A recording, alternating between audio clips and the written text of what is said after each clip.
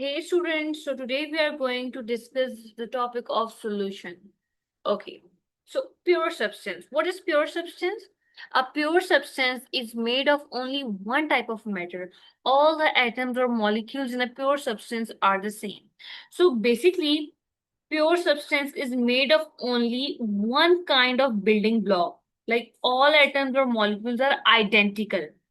Whereas mixture, a mixture is made of two or more substances mixed together, so a mixture contains more than one type of atom or molecule. So basically, the main point is like the mixture is made of two or more different things mixed together, like contain different types of atoms or molecules.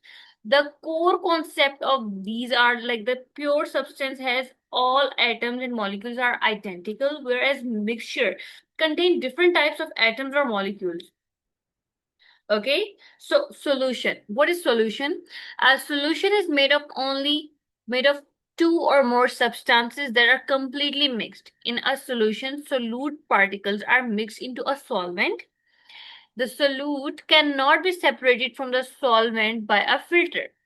So basically, a solution is a perfectly blended mixture where one thing dissolves into another. It has two parts, like solute and solvent.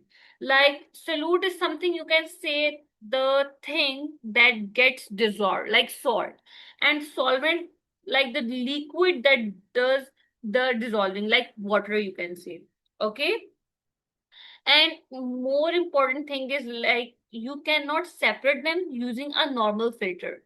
Okay, so the core concept is the solution has two parts, solute and solvent.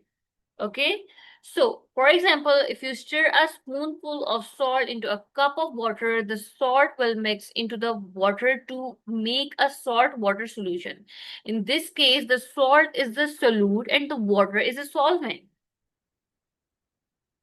So as you guys can see that solute, solvent, and solution. Okay, so the liquid one is solvent, and the thing which should be dissolved is a solute. And when we combine them, it makes a solution.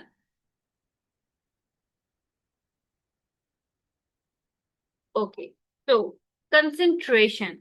The concentration of a solution is measured of the amount of solute that has been dissolved in a given amount of solvent or solution. So basically, concentration is just a measure of how crowded the solute particles are inside the liquid. Okay, and we simple have formula for this is this one. Like concentration is equals to solute particles divided by volume. So here we have some practice question. So concentration. Okay.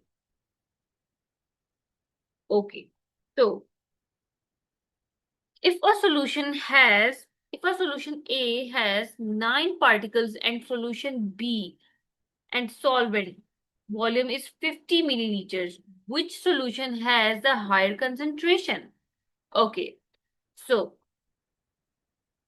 simple use of formula, concentration formula, as I have told you that solute particles divided by volume. So concentration A is 9 divided by 50, which means that if solution A has 9 particles, like total number of particles, and solution B has 5 particles, and solvent volume is 50 milliliter. Like we have 50 milliliter is our volume, and number of particles are different, which is 9 particles and B has 5 particles.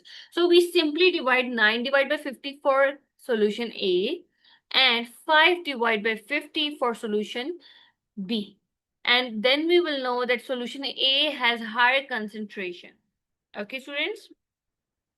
So the next one is diffusion and equilibrium. Okay. So in a solution, solute particles move and spread throughout the solvent.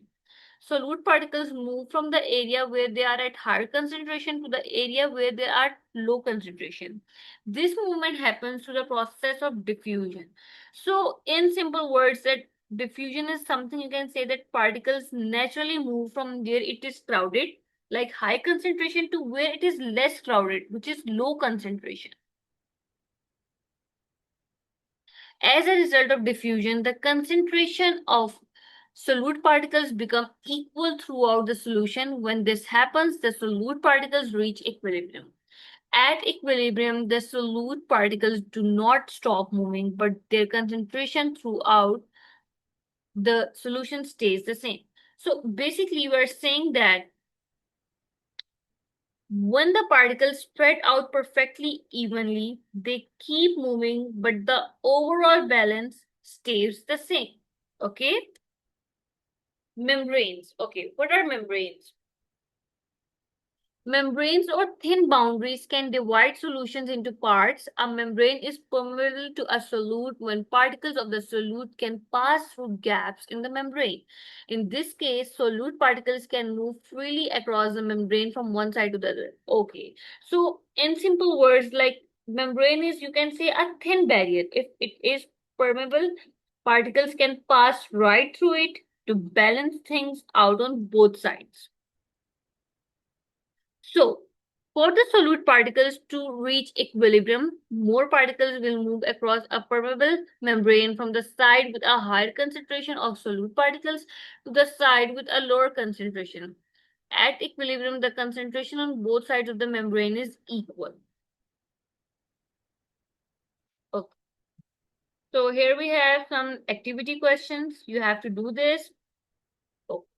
We have two questions. Okay. So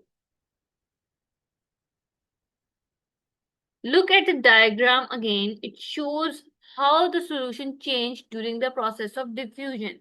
Okay, so before the equilibrium, at equilibrium. Yes,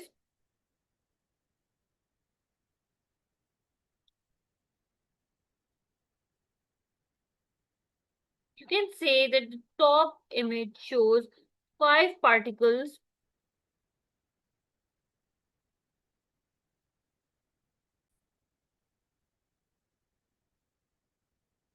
Five particles you can say on the right and the three particles on the left. This is before setup equilibrium. And after the equilibrium, like at equilibrium, the bottom image, like you can say that shows that an equal balance, like four particles on the left and four particles on the right. So we can say that solute particles move in both directions across a permeable membrane, but more solute particles move across the membrane to the left than to the right.